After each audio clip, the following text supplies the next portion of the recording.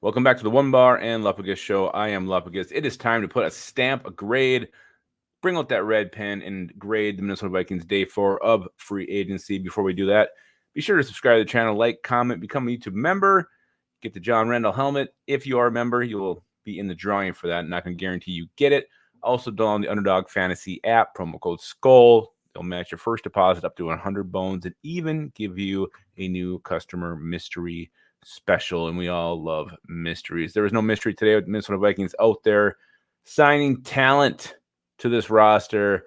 And so yesterday we saw, bringing back some familiar faces, restructuring of Harrison Smith. Today we actually see two new faces brought in.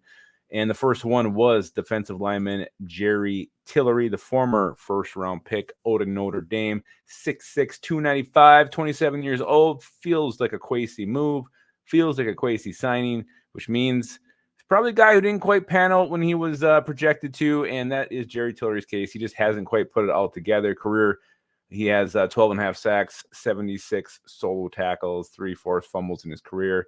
Went from the Chargers to the Raiders. The good news with Tillery is he's kind of had one of his best seasons last year with 2 sacks, 31 total tackles, 2 tackles for a loss. But he's just not very good. He's just not a very good player. And now you got him, you got Bullard, Jalen Roy, Harrison Phillips. You got 4 defensive linemen, which I'm excited about.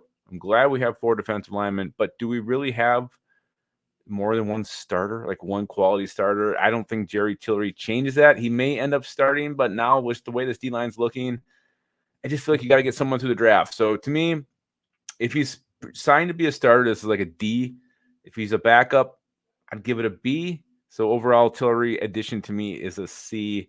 I like the depth, and there's upside. Maybe he can pan out under Brian Flores, but I'm just not overly optimistic about that. Let's go to the second signing later this evening, early evening. Trent Sherfield was signed by Minnesota Vikings. Here's a guy, he's 28 years old, 6'1", 205 pounds. He started with the Cardinals, undrafted free agent, hung around there for 3 years, went to the Niners, went to the Dolphins, and then he was in Buffalo last year.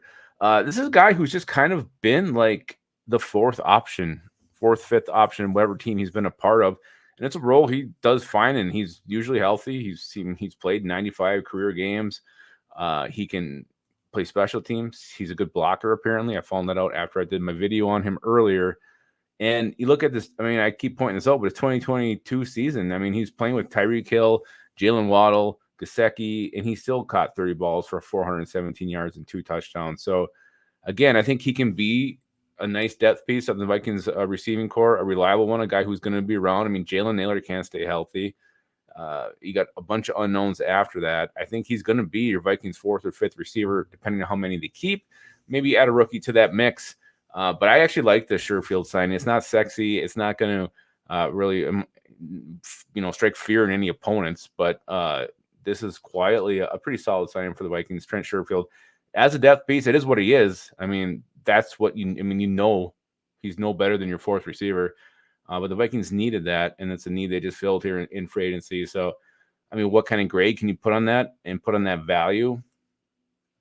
I don't know, B minus at the most, because he just has such a small role. But it is a key role in this team. And a guy, if someone goes down, at least you have Trent Sherfield who can step up and maybe catch a few balls for you. So, Sherfield, Tillery combined, I'm gonna go C+ on the day today. I mean, these weren't sexy moves.